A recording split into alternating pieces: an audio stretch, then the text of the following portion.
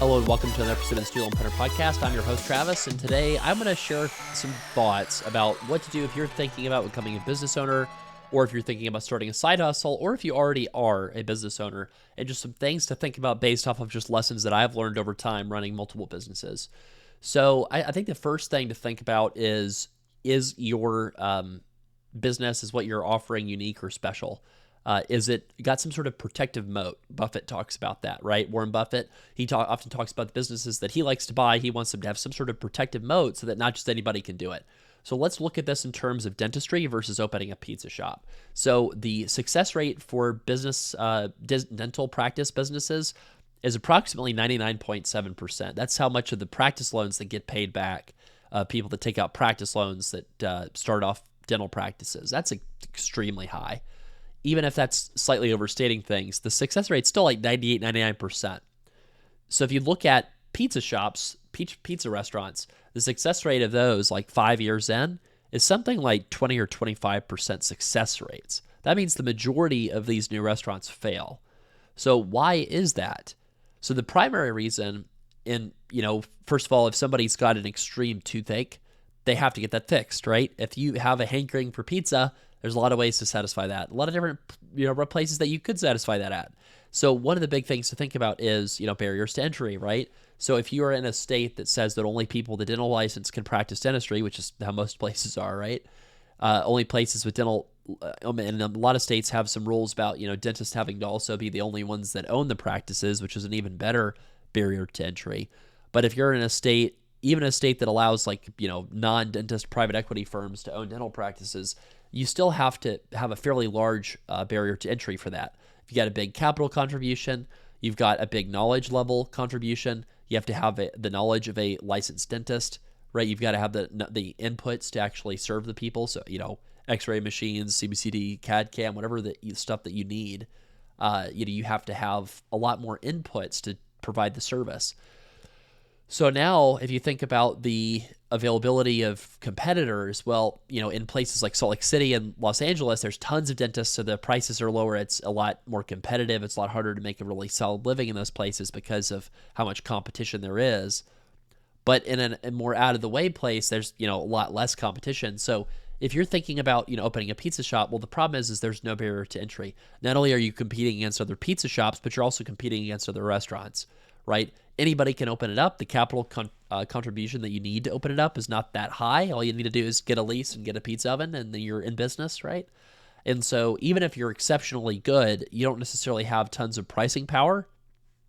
And so if you think about, opening a business or owning a business, that's one of the big challenges about, non-professional businesses, non-profession specific businesses, because again, you have less barriers to entry, a lot more ability for competition.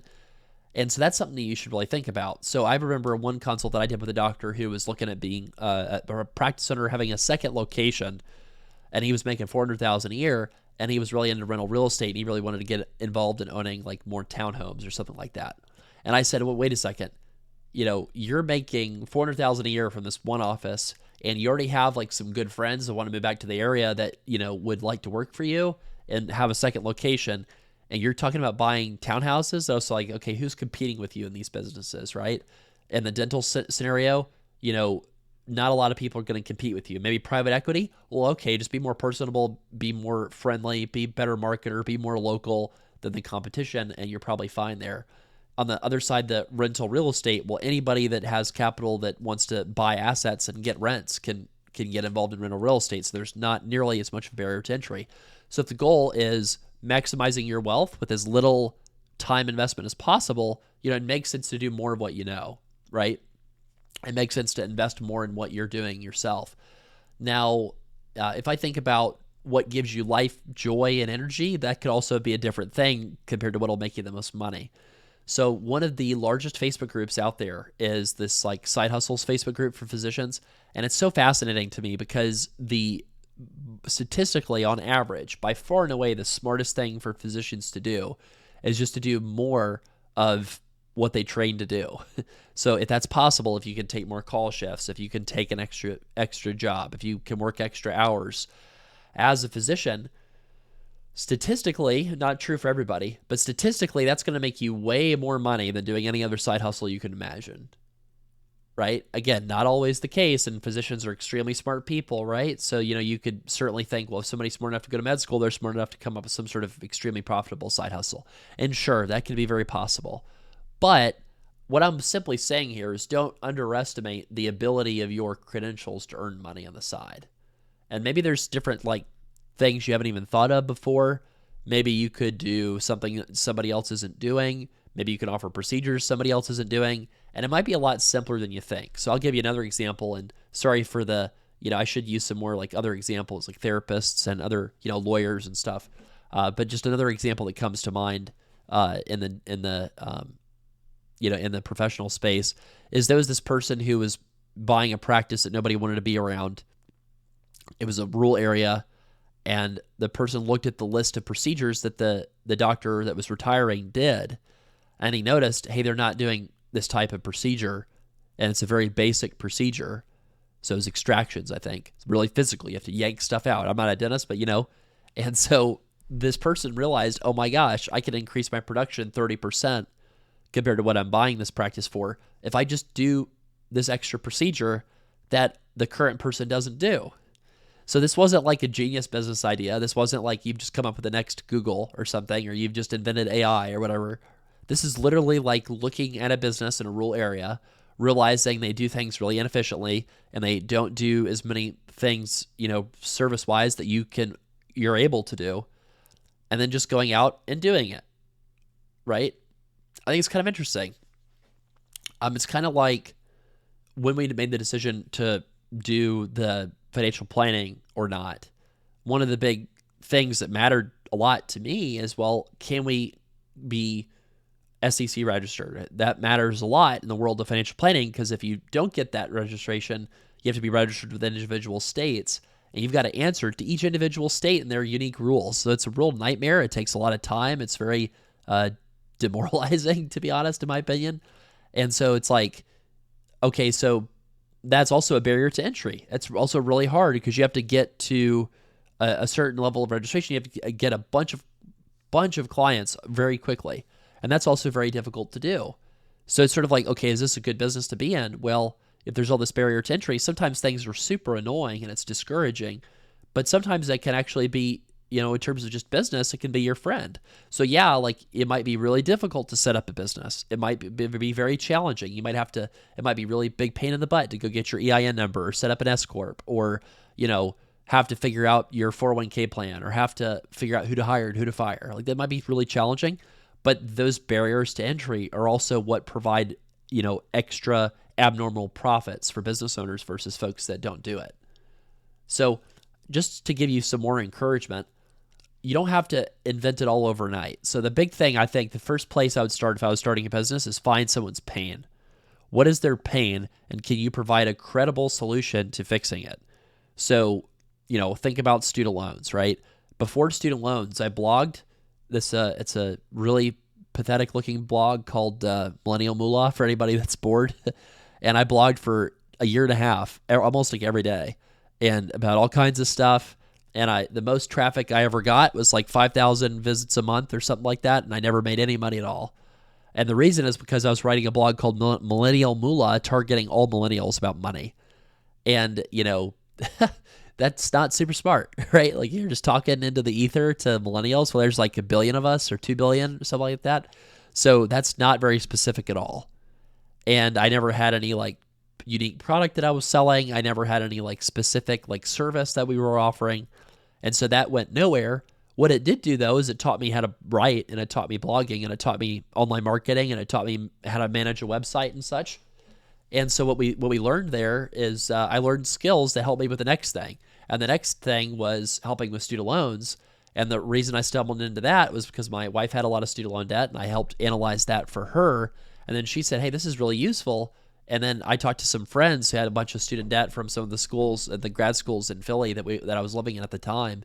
And they were like, this is extremely valuable. You just saved me money, and I'm so stressed about this. So I was providing a service that relieved people's stress levels. So if you can provide a service that relieves people's stress levels, it'll sell itself. But it has to be a specific pain. So you can't just go out and say, I'm a lawyer, I provide legal services. Nobody wants legal services. Nobody wants that at all because people don't want to deal with a lawyer. No offense. Most people, if you're talking to a lawyer, it's not necessarily a fun thing in most people's mind. Same thing for, patients going to the dentist. Most people, that's not their idea of a fun time, right? If you're at the doctor's office getting your colonoscopy, that's probably not enjoyable, right? So how do you make that more enjoyable? Well, you help people avoid the stress and the downside risk. So if you're a lawyer, what niche thing can you do that you can be the best at in the world compared to anybody else? Well, maybe you are a state of Virginia commercial liability slip and fall defense attorney for privately owned family law firms or family firms or something like that. So if you can go super specific and then you can make content about something that's really specific and you can market to a very niche group that needs your services, that has the stress that they want to relieve from themselves and they'll pay for, that's a great business. And the issue is sometimes the cost to provide services is too high. So there are scenarios where let's say you are a physician in an underserved area and the Medicaid reimbursements aren't high enough. You do have to be able to have a business. You do have to be able to have a reasonable standard of living for your family, to be able to pay people at your practice. And that matters because otherwise you can't afford to stay in business. So there does have to be a business model, right? So if you have a really low reimbursement, rate for insurance or something, you can make a couple choices. You can accept making less money. Now you can also have to figure out ways to speed up service. You can figure out maybe you have to have a volume-based practice if your margins on each individual patient aren't super high. Maybe there's a huge amount of fixed costs, so maybe like that volume play is the smart move. Or maybe you're in an area with a lot of wealthier people, and maybe you can provide services that maybe subsidize the rest of the practice. So maybe you have some sort of cosmetic procedures you do, or implants, or total mouth restorations or something, and maybe that provides most of the profit from what you do, and maybe the other stuff is sort of like the break-even, cost-neutral lead gen that flows into the stuff that makes you actual money. But then you want to think through, okay, if something's lead gen, like let's say hygiene in your place is just for essentially you break even on it. Well, if you're capturing 10% of those hygiene cases for very profitable procedures, well, now you've assigned a value to getting a new hygiene patient, right? So now you can get 10 of those people. You're going to have one $5,000 case out of it that you're going to make 40% profit margin on. So that's a $2,000 profit. So you're saying that each one of those hygiene patients is worth $200, right? So then you would be willing to have a cost of customer acquisition that would be $200, or less, right? So these are like just ways to think about business. A couple other thoughts too. I would definitely be thinking in terms of how I can bootstrap. That would be the question that I'd be asking. So bootstrap means you're self-funding. And when we say self-funding, that to me also includes people that take out a practice loan. So like, for example, or a small business loan. So if you're starting out like at a service-based business without a lot of capital needs, then hopefully you can self-fund your own lifestyle. And so like if you think about the lawyer world, the financial planner world, like the white-collar professional services that are not doctors, those folks oftentimes the biggest expense they have is their own personal expenses. So there's a reason that a lot of people that have small practices are married to more people with more stable careers. You see a lot of like nurses married to lawyers, lawyers married to physicians, you know what I mean? Business owners married to, law enforcement or fire department or something like that.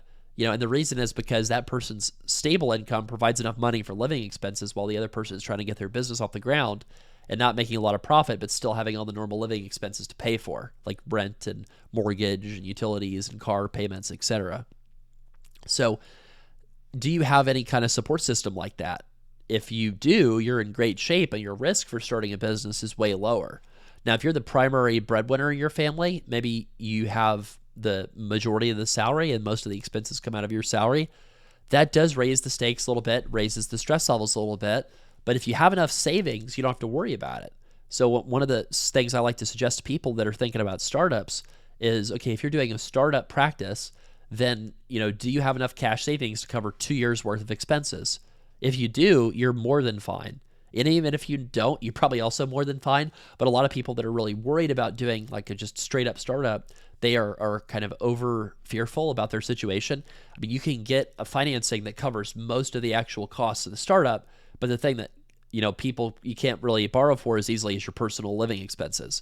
So if you have enough money to borrow for your startup, you've got a good business plan, you have done the analysis to see that this is an area that actually needs my services, in terms of a demographic study.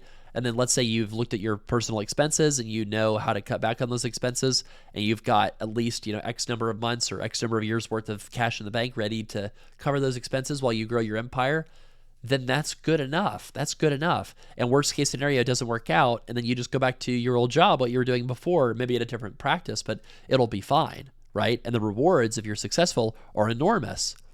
Control over your time, an asset that you get to sell, you'll learn about business so that it'll allow you to become a bigger business owner, right?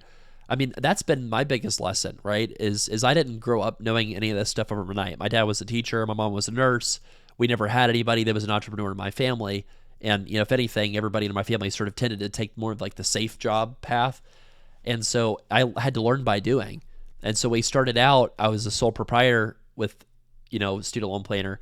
And then I discovered, I'm making more than $60,000 in profit. I could save money if I changed myself to an S corporation. So if you have a successful small business that's earning more than $60K of profit, then it probably makes sense to switch over to an S corp. Why? Because as a sole proprietor, you're just paying taxes on everything you earn, and you're paying Medicare and Social Security tax up till, don't quote me on this, but I think it's about $150,000 or something like that. So you're paying 15% of your income and income taxes and state income taxes. So it's brutal. A lot of people start becoming a business owner and they start getting really excited. They're like, hey, I'm successful. I'm making some profit. Hot dog. And then you look and you see your taxes and you're horrified. Why? Because, let's just say you make that, 150,000 type of income. Again, don't have the tax brackets memorized off the top of my head, but let's say you're in the 20-something% bracket for federal, and you're in, 6 for state, and now you're in 15 for FICA, and so we're at 40-something, and now you're 10% for your IDR payment. You're losing half your income. That's terrible. Half of your income, right? Just because you're the sole proprietor. It's like, what? I thought they liked business owners. I thought the economy wants more business owners. Why are they punishing me, right? Well, if you're making a lot of money, that's why you switch to the S. And the reason you switch to the S corp is because it's still a pass-through. You're still just passing the money right through from the corporation to yourself. But the big difference is you're distributing excess earnings above your wages as dividends, which avoids the 15% FICA tax. So let's just say you have, this 150K income. Let's say you're a therapist. Let's say you're a really good therapist, right? 150K income for therapists would be pretty baller. But let's say you're making that 150K, and let's say that the reasonable wage for a therapist is 60K. So you declare a $60,000 a year wage. You have to file payroll returns. Your tax person can help you file payroll returns, which declare your wages. And you do have to pay the FICA tax on the $60,000 of income, and you'll have leftover profit of $90, because $60,000 plus $90,000 is $150K of total profit that you made. So that $90K of profit that you distribute, you avoid the FICA tax on that. So you're saving 15% of $90,000. So what is that, 13K? That's really significant savings. It can be enormous. Now, that's not only the best part, too. When you do make enough money in your business to set up a retirement plan, you're able to write off a lot of income and protect yourself against the really high taxes of federal, state, and remember, IDR taxes, quote-unquote taxes, right? So you can have all this money that you're shielding, which is absolutely tremendous if you're an S corp owner. And, one of the reasons we decided to get into the tax business is just because I felt like for people that do ever start businesses, there's just so much that matters more because your marginal tax rate's higher because of student loans, right? So if your tax rate is, 20-something%, but you live in state income, so you're at 30, but now you throw on the IDR payment of 10%, so now you're at 40. Well, anybody who's in a 40% high marginal rate like that has to do a lot more tax planning than somebody who's not. It's just reality. So some of the things that you can think about when you're getting your S Corp set up.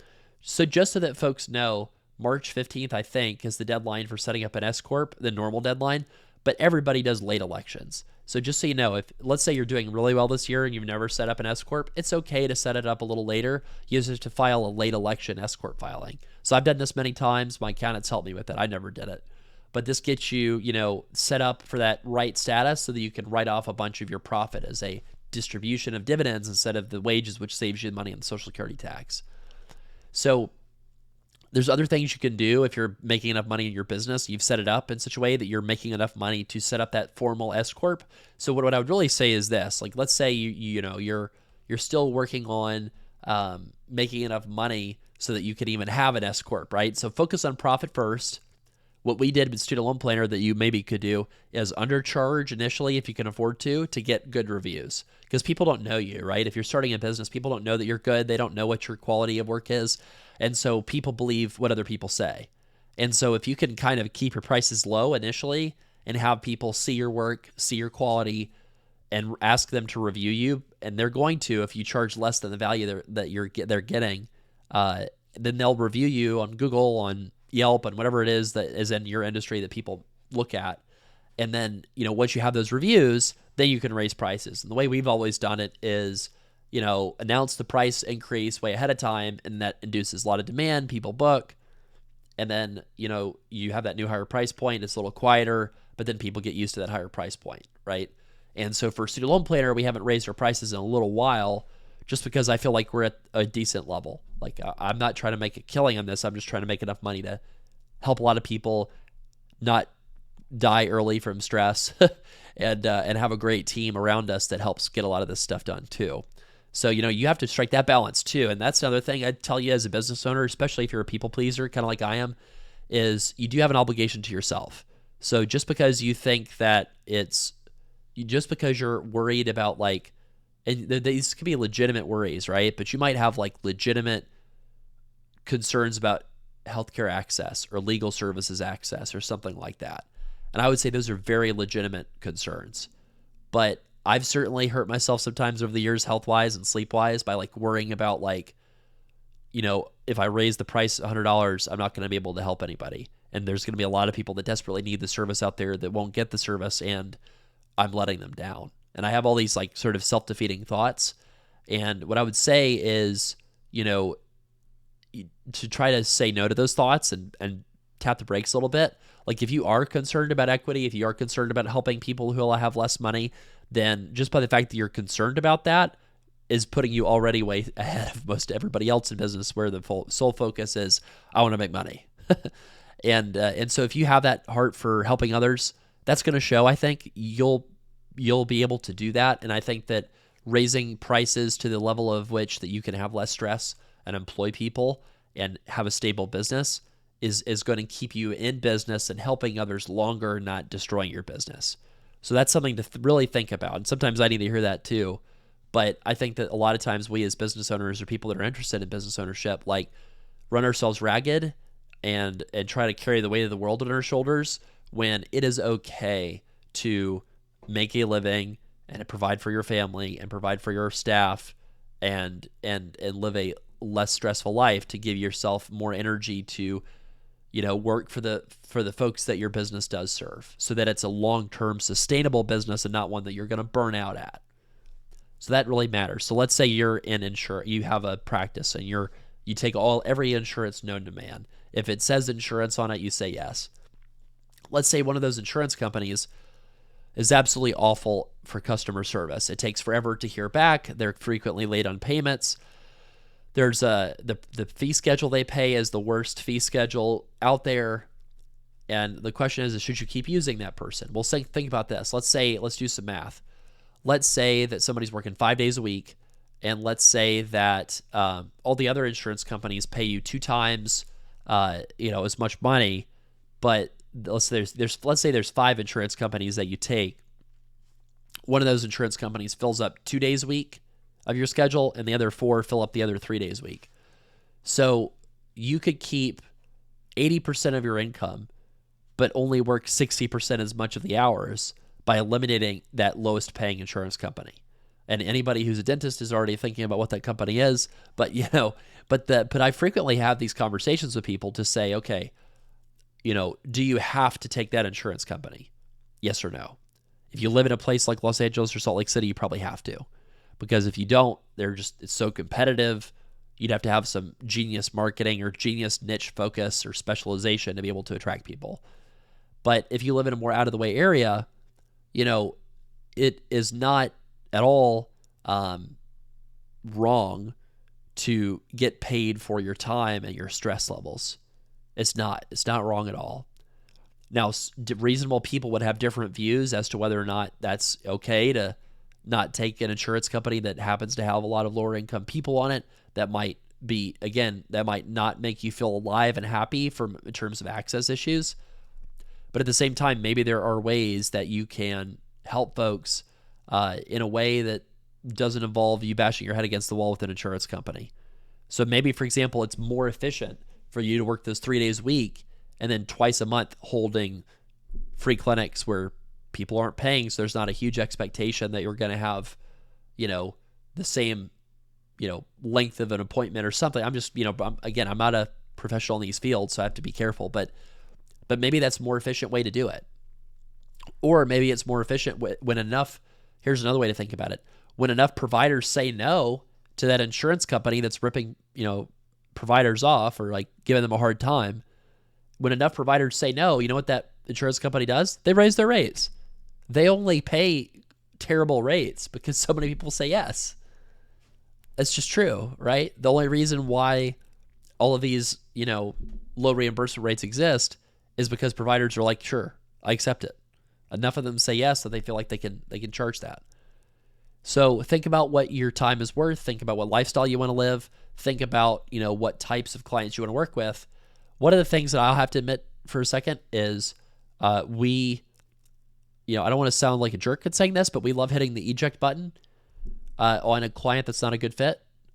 Maybe it's because they're a reasonable person and our services are just not a good match for them. And okay, here's your exit door. We wish you well. A lot of times it's very amicable, right? It's just an honest conversation. Hey, you're just not a good fit for the model of our business. It's nothing personal. It's just we think you'd be better served elsewhere. And sometimes people are real jerks. Like one thing I tell our team is, I tell our team internally, I say 2% of people on the internet are absolutely crazy. And I really mean that. It's at least 2%. But it's not 10. That's good news. Most people are reasonable. Most people are good people, right? But there is a non-zero number of people that will suck all of your joy. And they will chew it up and spit it out and leave you destitute emotionally. And a lot of times these are people that are struggling.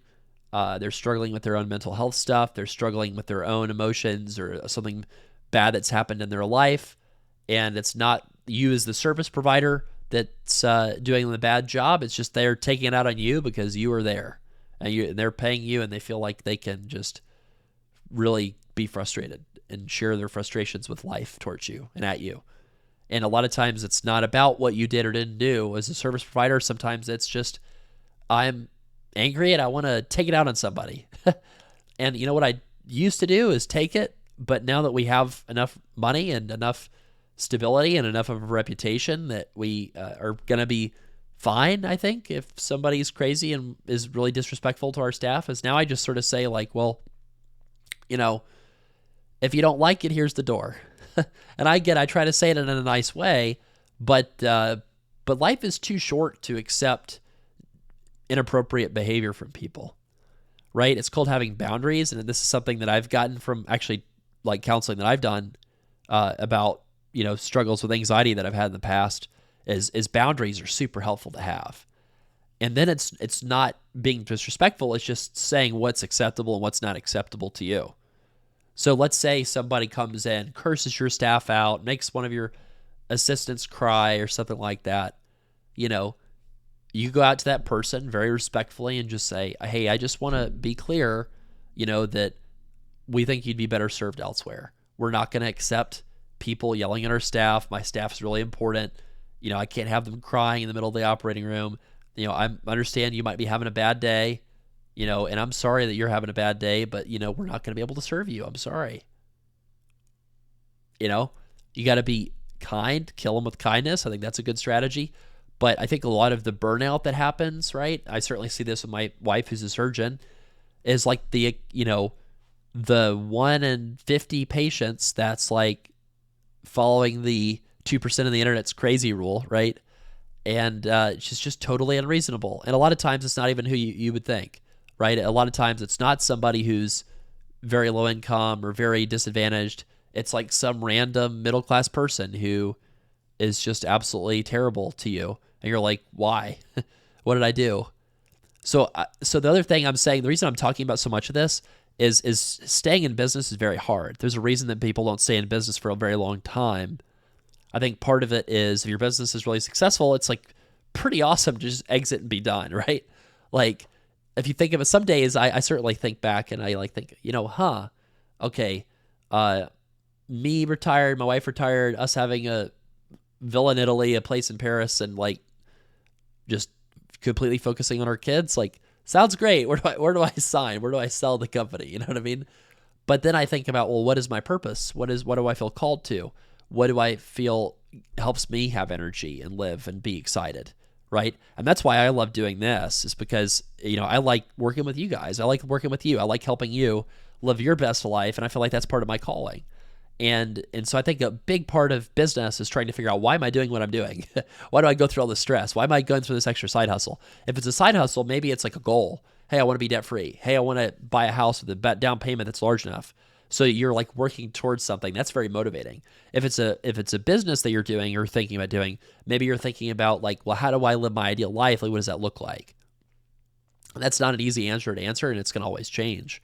But I'll say that, the reason why you got to be really careful about the naysayers, the negativity, the people that suck your energy, the problem clients, right, is because, or problem patients, you can't let your whole outlook be affected by whatever that negativity is. So it's great. It's great. That's why boundaries are so helpful, is because boundaries protect you,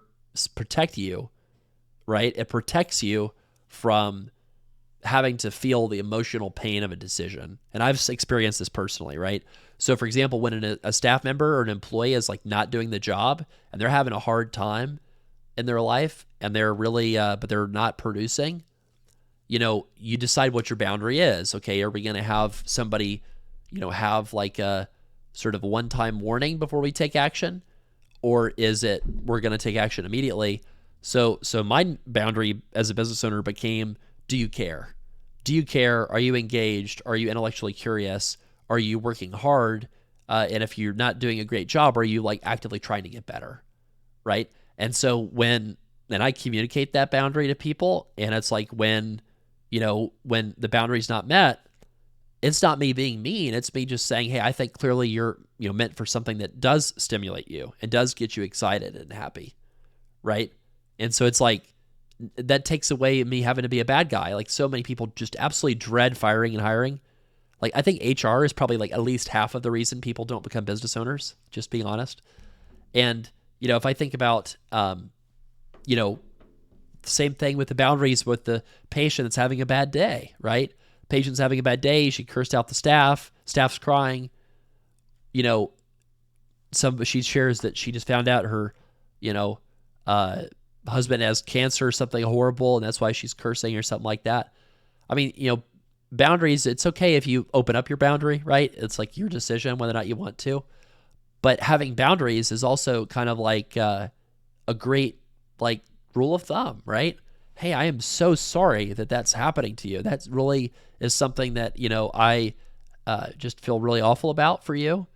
And, I can certainly be authentic, of course, right? So if you're, if you're, not particularly religious, like just, okay, I hear that, if you do feel like saying something like, I'll say a prayer for him tonight or something like that. I mean, like it just depends. You be your authentic self and then decide like whether or not that is worth changing your boundaries over. So probably not. Probably you just need to say, listen, I hear you. I'm sorry you're going through that, but we have a strict zero tolerance policy. And we have a lot of doctors that would love your business. And there's a million other doctors out there you could go see. So this is not at all personal, but we do very much wish you well, and we hope you have a better day. Right? And what's going to happen is the staff is going to really like fight for you, like, and go into battle for you. When they see that, when they see you like standing up for them, that is contagious, right?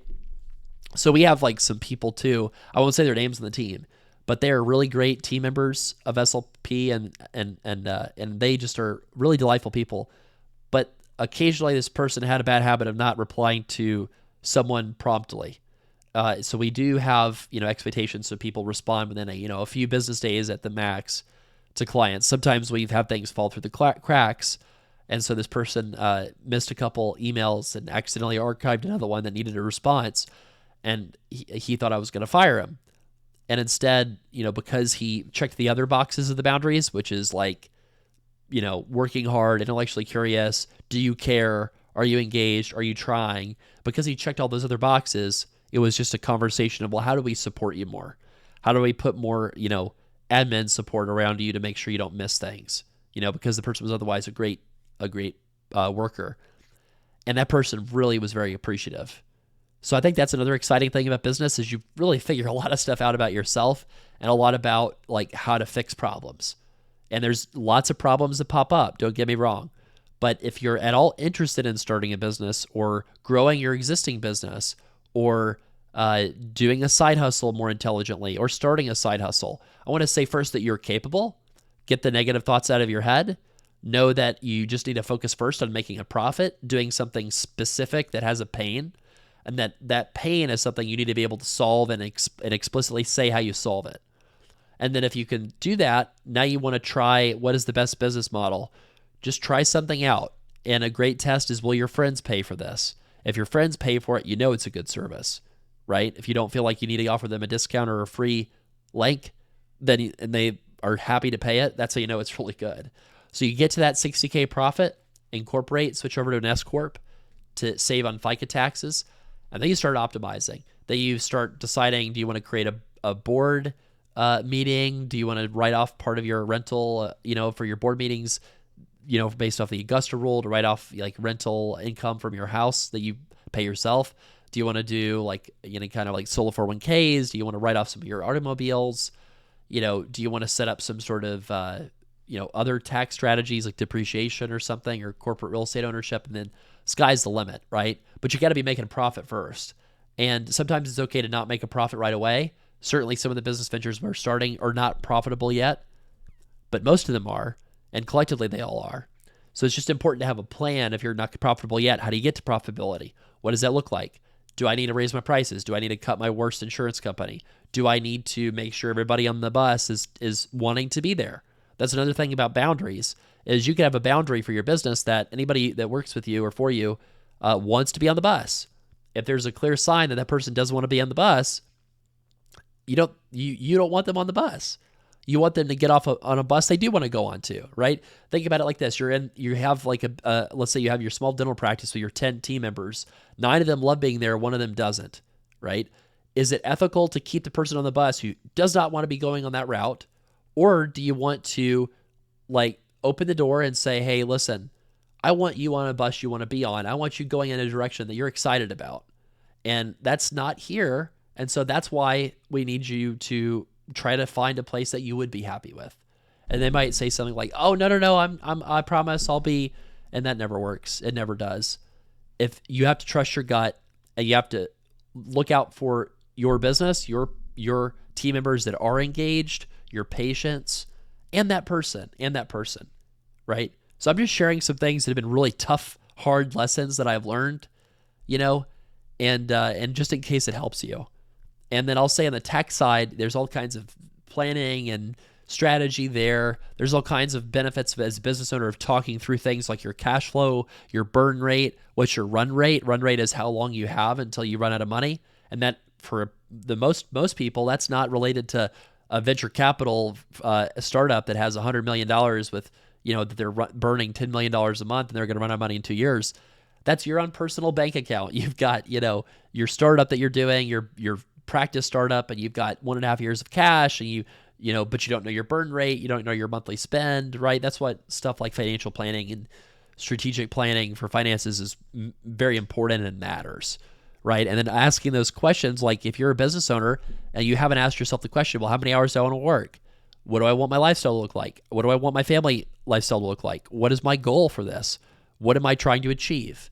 You know, a lot of these things they're deep financial planning conversations, right? So I really enjoy getting able to talk about this with you. So one of the biggest mistakes I see with people that are business owners is not thinking about their student loans and how the student loans don't have to get in the way of the business ownership dreams, the side hustle dreams. So if you have student loans, one of the most common conversations we have in student loan consults is how do we avoid the student debt burden blocking you from your dream of doing XYZ? So if that's you, I'll wrap up today by saying you can go to studentloanplanner.com/book and book a consult with our team and talk about how your IDR plan or your tax filing status or your business ownership doesn't need to get in the way of your student loans don't need to get in the way of your dreams and your business goals. And then if you want more in-depth, like very specific planning, you can go to slpwealth.com/book and you can get ongoing conversations like this that can help you figure out how do you minimize the taxes, how do you maximize income, how do you take away the negative thoughts in your head stopping you from succeeding, how do you confidently go into business ownership not having to be stressed out because you have a plan, you've got a plan for profitability, you've got a plan for how you're going to use those profits, you know about your cash flow, you know what your burn rate is, you know what your run rate is, those kind of things matter. So slpwealth.com/book if you want the full level financial planning, and then the studentloanplanner.com/book if you just want the one-time plan. Thanks everybody, and have a unburdened, joyous, happy rest of your week.